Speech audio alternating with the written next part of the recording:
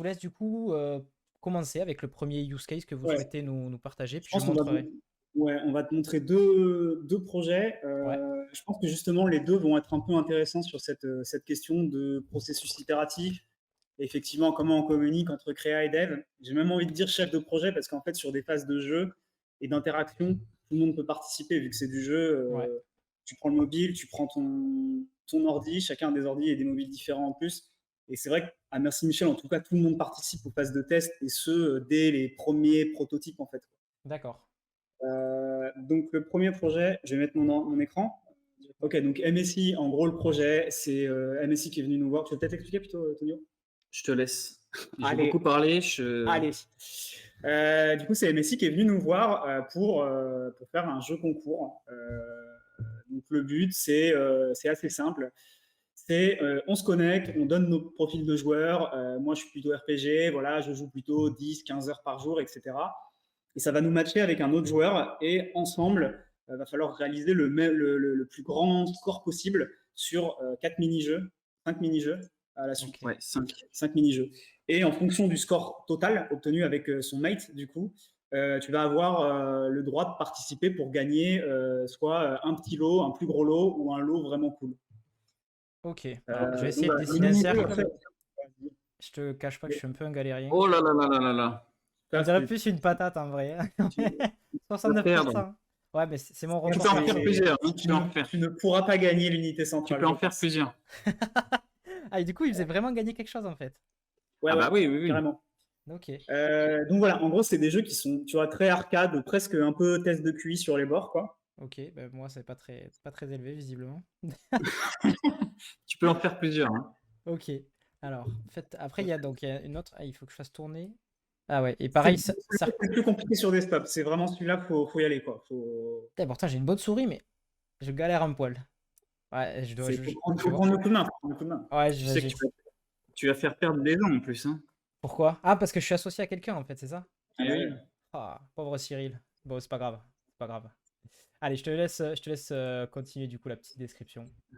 Alors, enfin, voilà, en gros, le projet, juste en gros, ce qu'il faut savoir, c'est que c'était un projet sur lequel on avait une deadline qui était très très courte. Il y avait Ouais. en gros un mois pour sortir le site, quoi. Donc, D'accord. recettes, mise en ligne, voilà. Donc, Du coup, le concept a été orienté par la timeline de prod. la façon de faire, en tout cas, je pense, justement, tu vois, par rapport à ces itérations et à comment on discute entre la créa et le dev, et les délais qui étaient très courts, fait qu'on a dû, tu vois, mettre en place un workflow qui permettait de faire travailler le plus de devs au maximum en parallèle et de pouvoir rechanger la DA le plus rapidement. D'accord. Alors, je vais te partager. Donc, normalement, je suis déjà en partage. En gros, du coup, en fait, on est parti de ces key visuals qui étaient issus d'une autre campagne, je crois, de MSI. Oui, c'est possible. Ouais. C'est une campagne. Sur lequel, en fait, donc Thierry, le DA, a posé en fait toute la DA par-dessus. Mais en fait, on n'a jamais refait, tu vois, une modée avec directement un decking, des lumières et tout ça. On est parti de ces deux visuels. On a fait vite fait un mini Blender sans texture, sans UV, le truc le plus simple possible, mais où en fait toutes les vertices étaient déjà posées le plus intelligemment possible pour les exploiter en fait en shader au mieux. Et en fait tout le rendu, on l'a fait ensuite directement en shader en code, en essayant de s'approcher au maximum du key visual, en le retravaillant à notre sauce et en rajoutant un peu de l'animation à l'intérieur. D'accord. Donc là-dedans, on n'utilise pas Webpack, on utilise Vite, là, qui est un nouveau truc. L'avantage, c'est que vraiment, ça va, comme son nom l'indique, très vite. Vite, c'est pour enfin, démarrer un projet, c'est ça? Ouais, c'est un peu l'équivalent de Webpack, Ouais. sauf que c'est un truc un peu plus moderne qui fonctionne directement avec les modules ES modules. Mm. Et son avantage, c'est que vraiment au reload, c'est super rapide. D'accord. Et dessus, on a branché donc, du hot reload sur tous nos shaders. Donc en fait, D'accord. l'intérêt, c'est qu'on pouvait orienter la cam, changer les presets de lumière et tout ça, et à côté de ça, bouger le shader avec, tu vois, des créas qui sont à côté, et directement se poser et réfléchir sur le rendu en fait. Se dire, ok, on veut plus de lignes dans le tunnel, on veut qu'elles avancent ok plus ou moins vite. La petite fumée dans le fond, je veux qu'elle soit plus ou moins tordue, etc. Quoi. Et D'accord. donc, voilà, sur ce processus itératif, ça nous permettait assez rapidement en fait, de trouver un rendu qui était cool sans attendre le temps de reload, sans montrer au créa, déployer, enfin voilà. D'accord. Donc ça, c'est, tu vois, une des premières astuces pour essayer en fait de rapidement poser un rendu visuel qui peut être cool. Ouais. Et Et après, l'autre chose ensuite qu'on a fait, tu vois, donc je parlais de développer en parallèle avec plusieurs personnes. Donc il y a eu un dev, on a été, on va dire 3 devs sur, en tout, on a été 4 devs, ok. dont 2 qui se sont occupés vraiment des mini-jeux. Euh, Au tout début du projet, ils ont vraiment posé les mécaniques de jeu directement en canvas 2D, tu vois, juste pour avoir l'interaction et vérifier que le jeu était fun Ouais. déjà et fonctionnait. Et à côté de ça, on a posé toute une couche d'effets sur la scène de fond, en fait. Donc, tu vois, un petit caméra shake quand tu te trompes, des lumières qui grésillent, des lumières qui fade, tout un petit vocabulaire, toute une petite grammaire, en fait, avec différents jeux de lumière, des presets de caméra aussi, tu vois. Et on a posé tout ça à côté. Et ensuite, on les a assemblés ensemble. C'est-à-dire que les gens qui avaient créé les jeux, ils ont pu eux-mêmes utiliser cette petite API de background pour venir un peu pimenter le jeu, tu vois. Donc Ouais. les jeux qui étaient assez simples, qui sont juste réagir, cliquer dès que la lumière change de couleur, et ben tout de suite ils prennent une autre dimension en fait. Nous on appelle ça le game feel, juice. le juice en fait. D'accord. Ouais. D'ailleurs, on recommande une petite conférence, je vais la mettre dans le chat. Tu vois, donc tous ces caméras check et tout, là, qui vont rajouter un peu du tonus et tout ça. Donc, ouais, tu as le lien, toi? Ouais, je le mets dans le chat. C'est, ouais. Je sais pas si tu as le droit de poster. Ouais, c'est Juice It or Lose It. Donc, il y a une conférence justement sur ce truc-là. Tu vois, sur un gameplay qui est très simple, c'est-à-dire juste sélectionner des paires, dessiner un cercle. Comment tu fais pour le rendre un peu cool et un peu vivant? Enfin, ça va être rajouter du caméra check, ça va être squeezer les éléments, rajouter des particules dans tous les sens, faire des choses qui blinkent. Et cette conférence t'explique justement assez bien comment sur des gameplays qui sont très simples et ont été éprouvés, tu viens rajouter la vie maximum pour avoir un game film et un truc qui prend une super proportion. En fait. Écoute, non mais voilà. Et après, donc l'autre truc que je pourrais dire, c'est qu'effectivement, vu qu'on était beaucoup de développeurs, on a aussi on a pas mal multiplié les techniques sur ce projet. Donc tout le background, il est en WebGL, les jeux aussi. Mais par exemple, on avait tout un petit système de cartes comme ça sur lesquelles avec un rollover qui était un peu sympa. Et en fait, on les a fait en canvas 2D. Ce qui est cool, c'est que ça permet d'avoir tout un lot de composants qui est très cool animé en canvas 2D et qui est plus facilement développable par quelqu'un d'autre parce qu'en fait, il n'impacte personne. Et dessus, on a utilisé un truc qu'on appelle les resize observers qui permet en fait, dès que la div parent change de taille, de directement avertir le canvas 2D pour venir tout update. Ce qui est très intéressant, c'est que pareil, au niveau de l'intégration, ça permet rapidement de changer la taille des cartes, de changer leur position. Et en fait, tout suit. Et on peut rapidement avoir un truc qui est, alors qu'on est en Canvas 2D ou en WebGL, ça fonctionne aussi, on peut rapidement tout mettre à jour et tester, profiter de tout ce qu'apporte le CSS. Donc les breakpoints, changer directement depuis le dev toolkit de Chrome et tester des choses très rapidement. Donc encore une fois, au niveau de l'itération, ça permet d'aller assez vite. D'accord. Et ça du coup, c'est un process aujourd'hui qui est admis chez vous. C'est vraiment la façon définitive d'opérer pour le moment, en tout cas.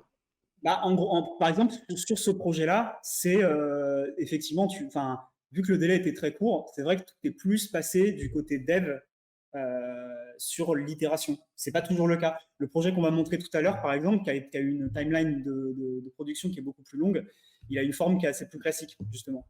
D'accord. Je vais revenir sur un point. Alors, c'est pas très axé creative dev, mais en fait, c'est aussi sur la conception, en fait, sur comment on a conçu l'expérience. Hugo en a parlé. Il y a 3 niveaux de l'eau. Pour faire un bon score, c'est assez difficile. Et en fait, tout ça, c'est une vraie réflexion. En fait, on a une vraie réflexion sur le game design, sur le level design. Ouais. Qui est central dans ce qu'on fait. En fait, là, juste pour te dire et pour vous dire les stats moyennes, je crois que c'est 24 minutes en moyenne passées sur le projet. Hein. Donc, c'est colossal par rapport à, ouais, c'est vraiment ne serait-ce qu'une publicité que tu vas regarder sur YouTube, par exemple. C'est vraiment des temps énormes. Ouais. Et en fait, nous, notre travail, quand je te dis qu'on est un studio de design d'expérience, en fait, notre travail, c'est que les gens passent un moment avec la plateforme qu'on a créée.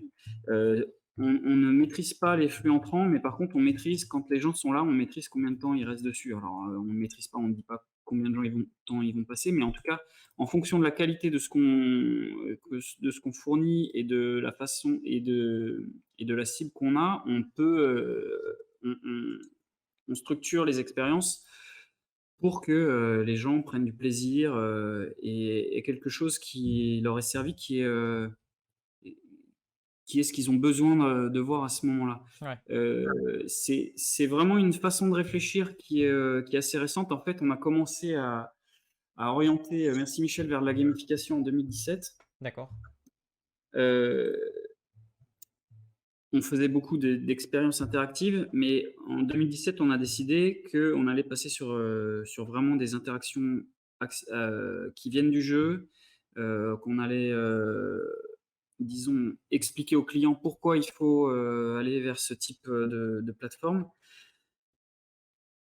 Parce qu'en fait, en termes de performance, on a des chiffres, de malade, et en fait, on a les temps de connexion sur nos sites ont été multipliés par 10 enfin, j'exagère un peu, mais qui ont été vraiment multipliés, quand on passe sur des expériences interactives, quoi. D'accord. Et alors, Des gamifiées, quoi. une question que je me Pardon, pose du excuse-moi. coup là, c'est que donc effectivement, il y a de la retenue, donc ça c'est plutôt une bonne chose, mais je sais que souvent on a tendance à voir que les sites type événement, on va dire, qui font la promotion d'un événement, d'un produit ou autre, n'ont pas de durée dans le temps. Est-ce que sur un projet comme celui-ci, est-ce que c'est quelque chose qui est amené à rester quand même un certain Non, temps ou pas non, non. forcément? Par exemple, pour l'anecdote, Wigo, en fait, donc effectivement, qui est une prod qui est, en termes de jeu concours et tout, n'a plus vraiment de vie. Au final, il s'est retrouvé en bed Ouais, sur des plateformes, tu sais, de jeux jeux gratuits. russes, Ah ouais, Et du coup, on se retrouve là-dedans sur des trucs de jeux russes. Et en fait, il vit sa vie, voilà, de façon clandestine sur ces plateformes-là, qui rapportent mine de rien un trafic qui est quand même assez gros et sans intervention de notre part, quoi. Donc, c'est aussi chouette de voir un peu ce genre de projet continuer leur vie d'une façon qui n'était pas forcément prévue, mais il y a des gens qui kiffent, quoi. d'accord. ouais, Donc, on était, ouais, bon, c'est pas moi, je me suis planté, mais bon, c'était, autour de 10 000 visites par mois, alors que le site est lancé il y a, en 2017, quoi. Donc, tu vois, presque 4 ans après, voilà, ça vit encore. Mais c'est parce que c'est du jeu, et cetera, hein. C'est Si tu ne mets pas d'actu, c'est évident que les sites meurent, Ouais. hein. Mais après, il y a un côté intéressant quand même, le fait d'être en bed en fait, à d'autres sites, parce que ça c'est quelque chose qui n'est pas forcément prévu et qui finalement ben, va faire le bonheur du client, quoi, finalement. Exactement. tout à fait. Bon, après, les Russes consomment pas beaucoup de Wigo, quoi. C'est ça le Ouais, problème. ouais, je vois, je Ouais. vois. Je vous cache pas que c'est l'occasion de nous le dire, mais j'avais testé Wigo du coup, genre vraiment très loin, et j'ai essayé de voir si on pouvait retirer le train jusqu'au bout en fait, au tout début. Et apparemment c'est possible, on peut aller jusqu'à faire en sorte que le train sorte de l'écran. Voilà, c'était une petite anecdote qui, Ah, qui est tu restes très vraiment rigolote. longtemps. Ah ouais, mais je suis resté je sais pas combien de temps. Des fois quand je m'ennuie, C'est tu bien vois. évidemment fait exprès. Ah d'accord, d'accord. Ouais. Et est-ce que tu as fait un plus gros score grâce à ça? Attends, et je suis à peu près aussi La vraie bon question. que de décider des cercles, tu vois. Donc voilà, mes cercles c'était des patates. Je te laisse imaginer comment je dois être bon à ça, quoi. Voilà. C'est une question d'entraînement. Non, mais alors Ouais, juste un j'imagine. dernier point là sur ce projet MSI. Par exemple, sur tu vois, le cercle et tout ça, c'est vrai que sur un, tu vois, même, imagine un gars au trackpad, c'est vachement compliqué pour lui de faire un score qui peut rivaliser avec un gars qui est sur son téléphone, Ouais. qui a le doigt sur la tablette et qui va faire des cercles beaucoup plus faciles. C'est aussi une démarche qu'on a vraiment où en fait ces projets-là, c'est quand même des projets qui vont être communiqués par les réseaux sociaux, donc vraiment sur mobile et tout. Ouais. Et il y a une vraie dimension de game design responsif, entre guillemets, où nous, on fait des gros JSON, où Yes. on ajuste un petit peu les scores en fonction du device. C'est-à-dire que le desktop, on est un peu plus permissif sur le dessin du cercle. Voilà, on adapte un tout petit peu, de sorte à ce que ça soit le plus équitable possible entre les différents devices. Voilà. Ok. Et ça, c'est cette notion d'ailleurs de responsive d'entrée, vous l'avez eu en fait. Ça faisait partie des mandatory, quoi, déjà. Ouais, ouais, ouais. Ok. Carrément. Mais après, tu vois, c'est en cours de route. Ça, c'est aussi des réflexions qu'on a en cours de route, où au milieu de projet, on se rend compte qu'en fait, oui, bah oui, il y a des gens, ils jouent complètement au trackpad et ils sont complètement nuls par rapport aux autres parce que bah, le trackpad est beaucoup plus compliqué. Donc, on est obligé, bah, tu vois, là, de faire un peu des fixes où on vient un petit peu faire des règles pour ajuster le gameplay en fonction de quel périphérique tu es en train d'être utilisé. surtout sur un gameplay où au final tu fais du match et tu joues avec quelqu'un d'autre. Il faut pas non plus que l'autre, ça soit un boulet Ouais, ouais, je vois. au niveau du score, tu vois. Hmm. Donc voilà, il y a toujours en fond cette réflexion de game design qui fait complètement partie du processus itératif, à même type que la créa en fait. D'accord. Ok. Et alors, j'ai une question qui, bon, c'était quelque chose que j'avais prévu de poser un peu plus loin, mais c'est pas grave, ça s'y prête tout à fait. On parle de Ouais. responsive. Il y a beaucoup de gens qui m'ont remonté là de la commu une question relativement simple. À aujourd'hui, dans les prods que vous faites, comment est-ce que vous gérez les contraintes d'accessibilité, de performance, etc. Parce que je suppose que c'est quelque chose de, comme le responsive qui aujourd'hui est devenu prédominant. Ouais. Et c'est une question que j'ai très très très souvent en fait Alors, sur mon pour moi, il y émission, a ça veut dire bah, c'est beau, deux. mais il faut quand même que ce soit accessible et compagnie, quoi. Alors, il y a deux réponses parce que accessibilité et performance, c'est vraiment un peu deux sujets différents quand même. Ouais, Euh, Ça dépend aussi beaucoup de la cible. Ça dépend de la cible. Il y a des projets où on va avoir des approches qui sont beaucoup plus radicales. Par exemple, le sujet comme DMLA, qui est quand même un sujet qui traite d'une déficience progressive visuelle, tu es obligé derrière d'avoir un site qui doit fonctionner en termes d'accessibilité parce que sinon il y a un espèce de contresens en fait. ouais, Donc typiquement cette prod là, si tu la lisais depuis une liseuse ou que tu arrivais avec les flags de l'OS qui disent que tu veux pas d'animation, voilà, ça te redirigeait sur une version qui était accessible, qui n'était pas du tout en WebGL. C'était une version avec les tags HTML qui fonctionnaient sans JS, qui passaient partout. Donc ça, c'est vraiment un cas extrême où en fait, ouais. on sort presque une version qui est destinée à l'accessibilité. Après, ça dépend vraiment des prods. Ouais, MSI, c'est des cartes mères et des cartes graphiques. MSI, Si tu veux, on ne s'est pas MSI, beaucoup posé typiquement, de questions qui est un sur. jeu, qui est comment dire, qui est un jeu concours à durée de vie, voilà, sur le jeu concours qui est quand même assez limité, il y a une problématique d'accessibilité qui est moindre. Hmm. Mais Pawn, par exemple, que tu es en train de montrer, il l'a vu, il est super content. Alors, je sais pas comment il a, Ah ouais, comment il l'a vu, ouais.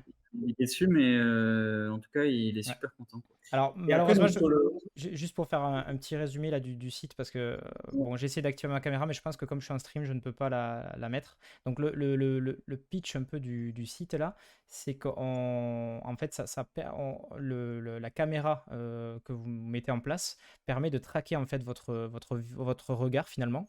Et donc, bon, là, je le fais à la souris, mais vous pouvez me croire, ça fonctionne. Je vous invite à aller sur le site de Merci Michel et à découvrir ce site. Et donc, en fait, ça traque votre regard et vous pouvez regarder vers le haut, vers la droite, etc. Et du coup, accéder aux différentes rubriques. Voilà, c'était juste le petit aparté. Ouais, et c'est pour quelqu'un qui est paralysé, en fait, Voilà. qui a la maladie de Charcot. Donc, voilà. Mais, oui, comme dit Adrien sur le chat, qui est un des associés de Merci Michel, il contrôle la souris avec ses yeux. Donc, il a dû le faire en mode classique, sans la webcam. Ouais. Et D'accord. sinon, pour répondre du coup à ta question au niveau de la performance, comment on gère ça, alors, la réponse la plus simple, c'est on essaye toujours de garder des devices qui sont vraiment pas ouf, quoi. Il n'y a pas mieux que de tester très rapidement les prods sur des iPhone 6S. Généralement, on va jusqu'au 6S, voire 6. Des Windows Surface pas terribles. En fait, d'entrée de jeu, si ça fonctionne dessus, globalement, on est bien. Après, dernièrement, on commence en fait à faire sur nos prods, on a mis en place un petit contrôleur qui, en fait, en fonction de ton nombre de FPS moyen, va venir ajuster progressivement la qualité selon un certain nombre de critères. D'accord. Diminuer le nombre de particules, désactiver complètement les ombres ou baisser leur résolution, et progressivement jusqu'à se stabiliser, il va essayer de trouver en fait le meilleur compromis entre la qualité et les performances. Ok. Et c'est tout ce genre de petits tools, en fait, c'est vous qui voulez développer vous-même pour les utiliser après en prod, Ouais. du coup. Ouais. Ouais, après, souvent, tu vois, il peut y avoir des discussions sur Twitter qu'on va parfois réutiliser ou s'impliquer à l'intérieur. Avant, ce qu'on faisait, c'est qu'on passait par. Il y a une propriété en WebGL qui te permet d'avoir la marque de ta carte graphique. Yes. Et du coup, tu peux très bien avoir un espèce d'énorme array où tu regroupes assez globalement des mots-clés pour savoir à peu près le type de carte graphique que tu as et estimer à peu près la qualité. Sauf que Apple, depuis quelques années, je crois 2 ans, ils ont bloqué cette feature-là, ça ne te renvoie plus rien.